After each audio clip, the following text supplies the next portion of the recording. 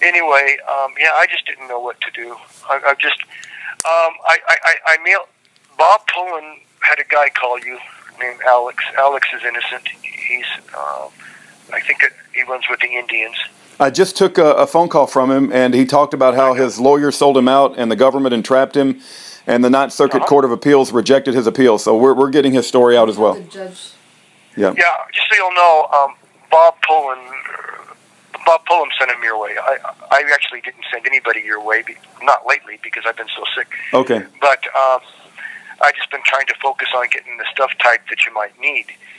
But just so you'll know, if you get a number that has unlimited usage, I will give it to Alex so he can call you too. Yeah. Okay. I got you. But we did a 30-minute show on you on Pastor James David Manning. He's a black preacher in Harlem, New York. He calls it Atla, New York. Very outspoken, courageous, bold preacher, and he was very interested in your case. Very supportive of you. That's really good. And when you talk to him again, tell him that I would gladly give him the copper as a cure for all these diseases. I'm just trying to give my stuff away to somebody that'll appreciate it. Yeah. Well, I'll make sure he hears this, or at least has the opportunity to hear it. And he was very, very supportive of you, and he was shocked that the test-a-liar, I don't call him the testifier, but the test-a-liar, Elvin Joe Swisher wore a fake Purple Heart, put up a fake DD-214, never set foot in Korea. Well, Eddie McClendon is, he's black, and he's making minerals. Oh, okay. Yeah, anyway. Very good. But, yeah, so, well, I did push the aspect that you have a motor that could change the world, as well as you have some medical treatments that could change the world, and he was very interested in that, wanted to hear more. I don't feel like I'm the expert to talk about that. I really feel like Guy knows a lot more about that than I do, but in any event, I did make sure that the audience heard that. That's really good. And listen, where we're at right now is we took that donation and we purchased a $2,600 CNC machine. We now can cut out transformers without having to pay a dime for a machine shop. That's great. We have the laser. This call is from a federal prison. Green lasers on there, so Guy's really excited. Jeremiah's really excited. They have all the equipment now for machining. They can actually crank these things out, so things are going to move faster. That was because of that donation that we got. Yeah, well, praise God. Well, but anyway, we're only cutting stuff that's real thin, like laminates of steel to make transformers. The rotors are laminated, the stators are laminated. So the bottom line is the CNC machine they bought is not one that cuts out like solid chunks of steel. It's one that does light-duty stuff. But we're only cutting out thin laminates, so it's just perfect. It'll do the job. One that's heavier duty would have been 16,000. Yeah. Not 600. But the bottom line is we have what we need to actually crank these out without paying $2,000 to $3,000 for the machine shop for each one. We can actually get busy. Amen. So. Amen. Well, that's wonderful. Hopefully God will bring the pieces together to not only allow you to promote your inventions, but I'm just praying the Lord set you free from your hellhole and you can get out and take control of your life again. That's what we want to happen. Well, I'm working on the lawsuit right now to sue who. Yeah. And he's told so many lies, and all contradictory. Yeah. Oh, one other thing I wanted to share with you. I read the first 50 pages of your dad's book into YouTube. It's a 374-page book. It took me over an hour and 45 minutes. I found it a fascinating read because a lot of the things that's happened to you with armed guards surrounding the courthouse and armored personnel carriers and keeping you in jail, unable to access legal things for 2 years.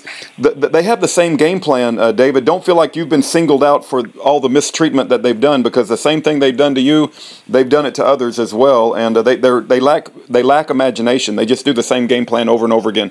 But it is a good book. I am impressed with the writing. My father has a master's degree in English. Okay. It's an impressive, articulate book, and I think a lot of things he describes, I recognize the same pattern happening to Schaefer Cox and others. Mm-hmm. Yeah, you probably had a nice talk with him. Maybe you can get him to help somehow, you know. Well, I want to get you two talking directly. I'm not sure that, you know, he would, I'm so, I don't know what the word is, radioactive, that most people don't really like talking to me. I don't know why. I don't know, but I'll talk to him if he wants to talk to me, you know. I don't find you radioactive. Here's the thing. Bobby, you know, the paralegal guy, he thinks that maybe you got the guy to send the wrong form. That's why I mailed you the form. Yeah, I have to wait till next week. Yeah, the Veterans Administration. Right, you'll get it Monday or Tuesday. But it was a form for me to release my records. And I don't know if that's really what you were asking the guy to give us Swisher's records. So the form that I signed to release my records could be the right form. I just didn't know. I'll call him back. I'll call him back and maybe get a fax number or email address, and I'll try to get some clarification. These things just take a little. I did send it to you. If it is the right form, I signed it in blue ink, and you could actually just fax it over if he's happy with it. Right. I got you. Okay. All right. Very good. Very good. We're still trying to get these medical records. See, he was working as a vendor to do the testing on the labels, and my office manager called every week to find out if he was out of the hospital. That's how I know for a fact he was in the coma. This call is from a federal prison. For 5 months, and the fact that I was talking to him when he went into the coma. He called me up. All I heard was, hello. Then I heard this screaming, you know, and it wasn't really a conversation, but his wife said, oh my God, you know, Joe, you know.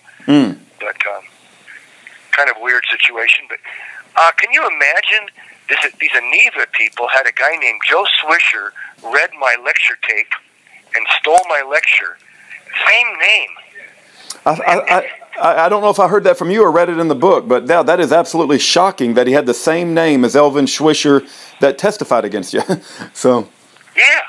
Of course, he died 2 weeks after he did that to me. Wow. Well, quick and severe justice. Amen. Remember the juror member that signed the affidavit that said he would have voted innocent had he known that Swisher was a liar? Can you explain to me? That was Ben Casey. Yeah, Ben Casey. Can you explain to me again what his relationship was to the judge? Well, I was told by Hoyt that he's the judge's wife's brother. The judge's wife's brother.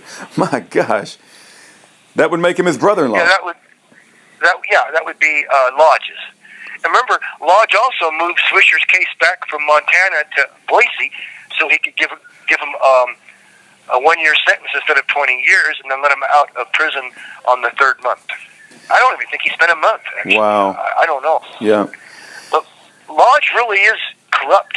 He's absolutely dirty. I did not even know who he was before they grabbed me and put me in prison. Having a juror member on the trial that's the brother-in-law of the judge is absolutely insanity all by itself. And then, of course, he signed the affidavit that said he would have voted innocent if Swisher... just insanity. It's just one insanity after another that's happened to you. But the other thing is, you mentioned the book mentions somebody, a confidential informant, stealing money from you, and they were not prosecuted. That exact same thing happened to Schaefer Cox.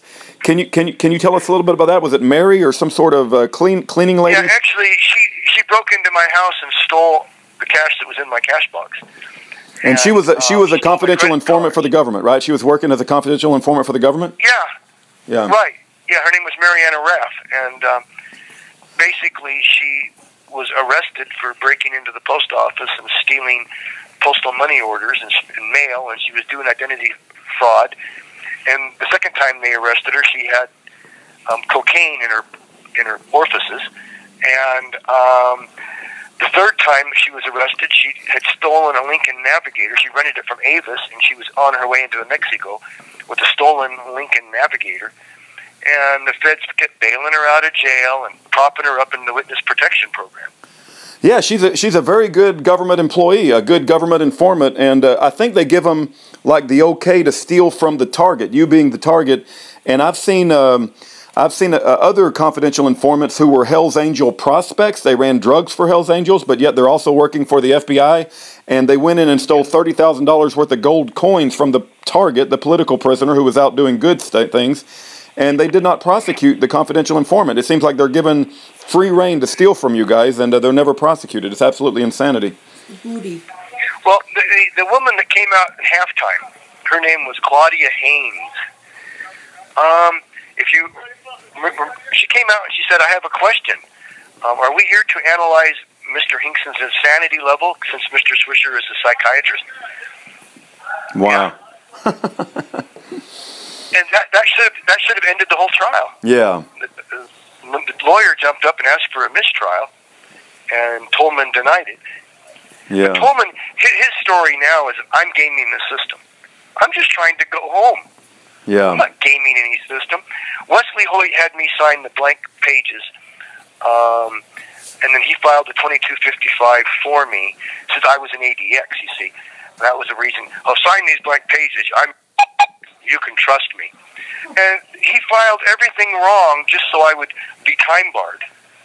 They played a total game against me.